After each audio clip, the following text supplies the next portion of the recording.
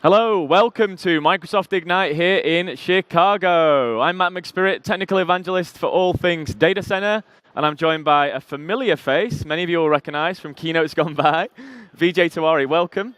Thank you, Matt. Now, really appreciate being here. For those who don't know you, introduce yourself. Tell us a bit about yourself. Thanks. So I'm Vijay Tiwari. I'm the group program manager for Microsoft Cloud Platform System and all fast track solutions that are built with partners. So, Cloud Platform System is why we're here today. What is that all about? What is CPS? When did it launch? Tell people at home what it's all about. So about 18 months back, we went and talked to a lot of customers to find out how they were doing with establishing private clouds. And some of them were our customers and some of them were not our customers.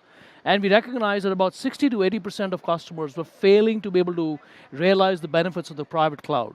And that was the seed of starting the project called Microsoft Cloud Platform System, which really is an integrated hardware software solution which provides an end-to-end cloud solution to the customer on their on-premises. Okay, so break it down a bit more for us. What is in there? What's in the box? Or if it's a big box. There's a lot of stuff going on. So break it down for. It's a good box. Yeah, it's an excellent box. Give us some of the speeds and feeds in there. So we partnered with Dell, for developing Microsoft Cloud Platform System.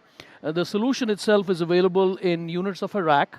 It's got 512 cores, 8 terabytes of RAM, and 156 terabytes of usable storage on a single rack. So it's comparable to my Surface. I guess it's a beast. Many few Surfaces. Right. And it uses Windows Server 2012 R2, System Center 2012 R2, and Windows Azure Pack. Okay. So it provides a full end-to-end integrated cloud solution, right up down from the portal, through a self-service experience and through an optimized management experience all the way down to the storage, which is constructed using storage spaces and scale-out file server. So it's very much transforming the underlying hardware using software-defined networking, using software-defined storage, all of those key components of Windows Server and Hyper-V, obviously, and then it's all managed by System Center. That's exactly right. It basically, utilizes software-defined storage, compute, and networking to provide the most optimal solution from a price performance standpoint to the customer. So who is the typical customer of CPS? Is it a service provider? Is it an enterprise? Is it somebody looking to do PaaS or IaaS? Or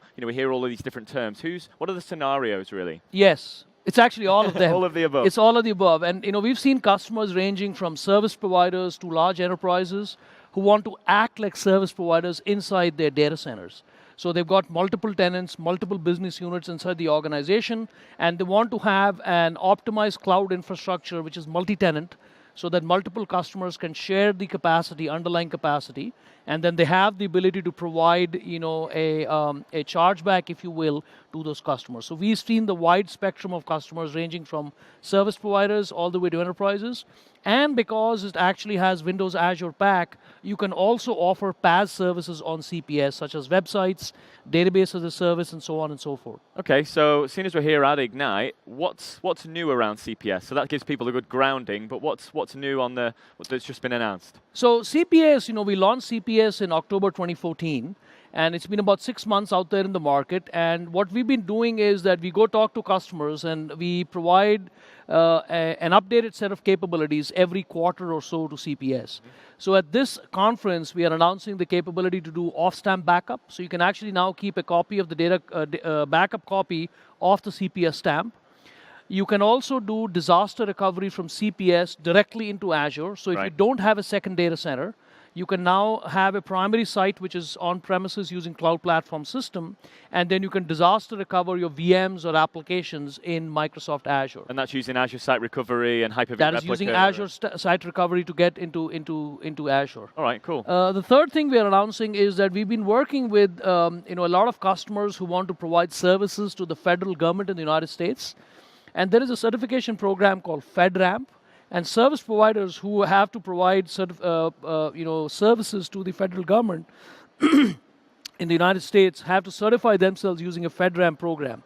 And so we work to provide collateral to these service providers so they can basically get themselves FedRAMP certified easily when they use CPS. Okay, so they'll open themselves up to a greater spectrum of customers then, certainly in the public sector. Exactly. Okay. And then we've been continuing to evolve sort of the workloads that run on top of CPS. And one of the big announcements that we are making here is support for VDI. Right. So CPS proves to be an excellent platform on which to run VDI.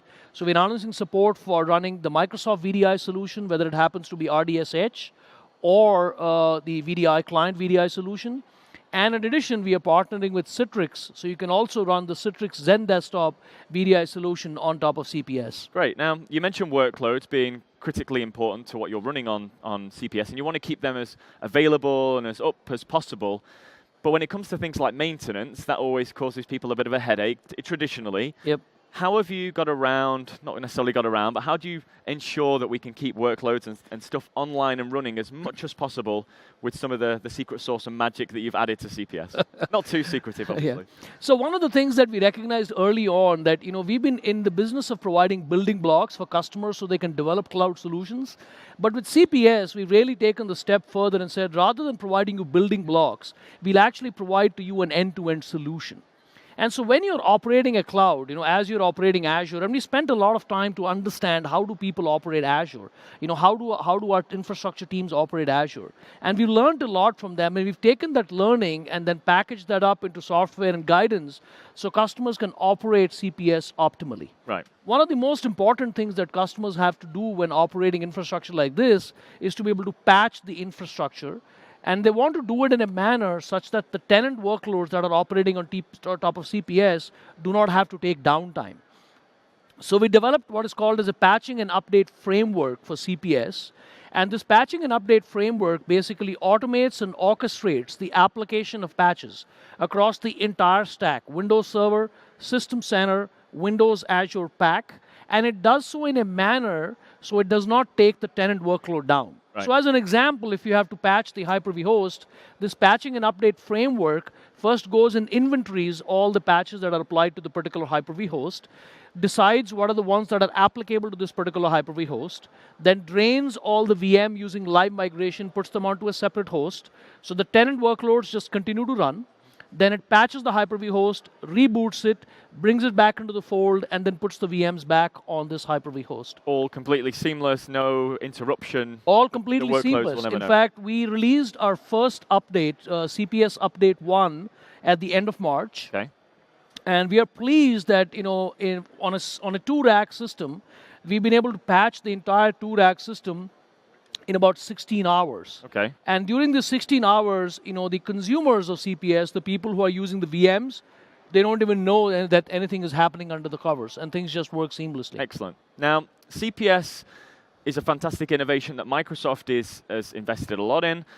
Is it an evolution of what we used to call the Fast Track program? Is that still going? I mean, tell us a bit about that. No, the Fast Track program is absolutely going, and it's a very strong program, and we are investing even more from an engineering standpoint to provide partners with the deployment tooling, with the validation tooling, so the solutions benefit the customers the most. In fact, right at Ignite, we have 3 partners, SecureGuard, Cisco, and Dell, who have announced additional fast track submissions as well. Okay. So while CPS itself is not fast track, we've certainly taken all the learnings from CPS and fed them into the fast track program. Okay. And we certainly hope and expect that more and more partners will continue to make submissions into the fast track program. So it provides customer with the assurance that this is a solution that has been validated up to the high standards that Microsoft and our partners live by, Yep. so that the customers get a unified and a consistent experience of quality as well as consumption when it comes to